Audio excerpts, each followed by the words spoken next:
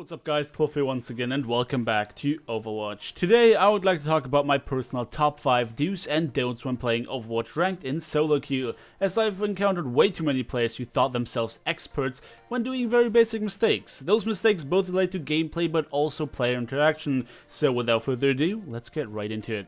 We're going to kick things off with the most obvious and the most important thing. Do join the voice chat. Overwatch is a team-based game that strongly relies on careful coordination. A combined Zarya ultimate is that much more effective when you set it up properly rather than writing in team chat, "Hey Pharah, use your ultimate when I do," and Pharah might be somewhere else entirely, not have her ultimate yet or have been taken out. But not only for ult combinations, information is so very valuable in Overwatch. Communicating that you have taken out a Reaper tells your Winston, for example, that he can safely dive for snipers or supports without getting blasted immediately. Generally speaking, knowing which heroes are still alive and which aren't can greatly affect your team's positioning and the way they handle situations, whether or not they should use their ultimate, and so on. And this leads us smoothly into the first don't. Do not whine about getting killed in team chat, and generally don't clutter voice chat or text chat with things that are unnecessary.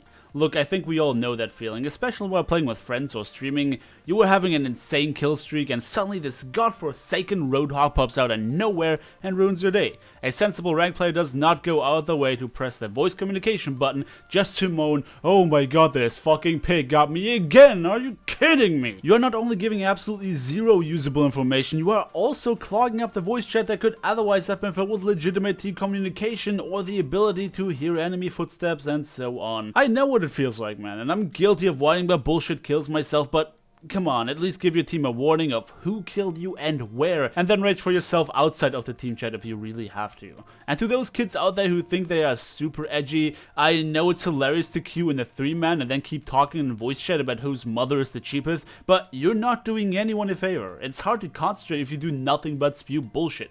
At best, people will mute you and not hear anything if you do have something important to say. Let's stick to the subject of communication for a bit longer, alright? Please, for the love of God, do not insult your teammates. You are not only wasting everybody's time while being an absolute annoying prick, you are also destroying any sort of team dynamic and improvement that could have occurred throughout the match. The moment you start fighting your own team more than the enemies, you know you've lost. And don't even get started with the whole "we lost anyway" bullshit. Blizzard deliberately designed a game where comebacks aren't only possible, they are very easy and quickly to execute if you are actually as good of a player as you claim to be while yelling at the others that they suck. Rather than telling your teammates to drink bleach, analyze the enemy's composition and suggest some quick key switches to get back into the game. I don't give a shit about the whole being nice and having fun thing. This is ranked. What I care more about, other than some dickbag having abusive parents and letting down strangers in an online game, is this prick constantly spamming either voice or team chat about how he's the only one who knows what he's doing while doing absolutely nothing useful, sitting at the bottom of the scoreboard if there was one. Bottom line is, I'm not asking you to be a good person for being a good person's sake. I'm asking you not to be an obnoxious prick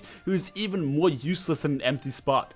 Going along with that, do consider being the first to say something in voice chat. This is more than a suggestion than anything else, but I figured that a simple "good evening" or "hello" at the beginning of a round helps break the ice, and people are much more willing to engage into voice chat if they are not the ones who have to initiate it. You can very quickly find out who in your team cares to use a microphone, and by that know who to direct callouts towards and who to try to combo with. It may sound silly at first, but really, as simple as this point sounds, it can be very effective. Next up, do pay attention to the enemy's composition and always consider the worst. This point specifically goes to the defending phase of a match, where the defenders like to get a little too comfortable in the position. Whenever you think, "Oh, this is surprisingly easy," keep an eye out for unexpected switches. In a lot of cases, it is but a matter of time when the next hard push comes. If you're taking it too lightly and ignore key assets of the opposing team, you can find yourself not only losing the first point quite rapidly, but may even snowball into losing the entire round. I've seen this happen very often. Our team has been doing exceptionally well, so our Reinhardt decides to use his ultimate on 2 guys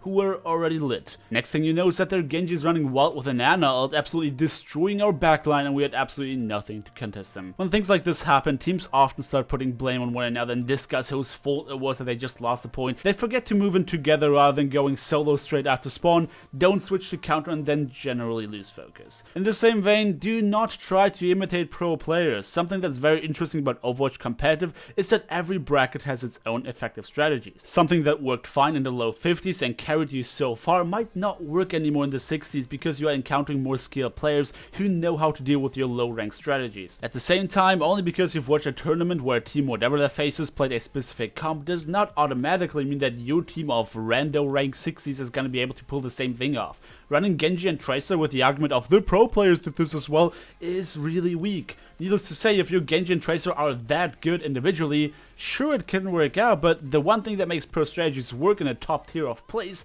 is the play's vast amount of experience, skill and coordination, something that a team of solo queuers will never be able to achieve. Talking about hero choices and comps, do not tell people to not play a certain hero only because you think it won't work. The one thing you have to understand is that every player is good at different things.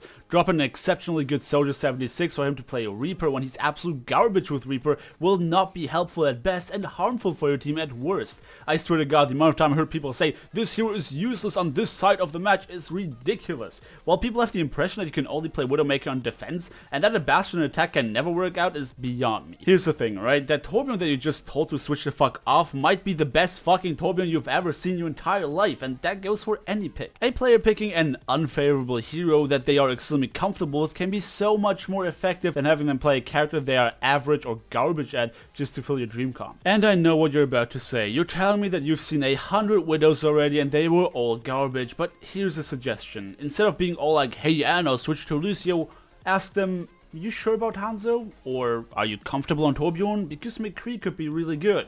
You know what happened most of the time when I asked that? People fucking talk to me.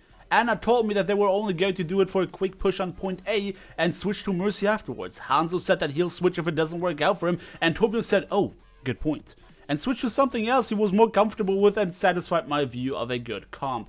And with that said, please do consider your teammates' picks when choosing your hero. No, the world does not revolve around you, and only because you put Overwatch on your SSD to always load in the first to insta-lock Genji does not mean that your team has to build a comp around your selfish ass. There is absolutely nothing wrong with insta-locking a hero, because people can just talk about the composition they want to go for and switch accordingly. But sitting there as the odd one out when otherwise you have a really strong composition is such a douchebag thing to do. And that leads me into the next point. Do not main a single character. Not only are you absolutely screwed if somebody else insta-locks the only character you're good with, if you only play Genji, what are you gonna do? They have a Roadhog, Winston, McCree, and they are all out to get you.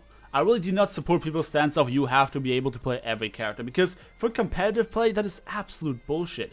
Sure, in quick play you can get away with playing a character you don't usually touch, but in ranked we are all out to try hard, and we are more likely to win if we all have a handful of characters we mastered rather than being okay at a dozen of them. And lastly today, do try to find yourself a few buddies to queue with. I know that this entire video was targeting solo queues, but at the end of the day, Overwatch is a team-based game and you will always fare better playing regularly with the same team, improving together rather than wanting to be the best solo queuer. But this is it for today. Did I forget anything you deem important? Do you disagree with any of my points? Let's talk about it down in the comment section below. Don't forget to drop me a like on your way out and enjoy the video, subscribe if you haven't already, and I hope to see you guys next time.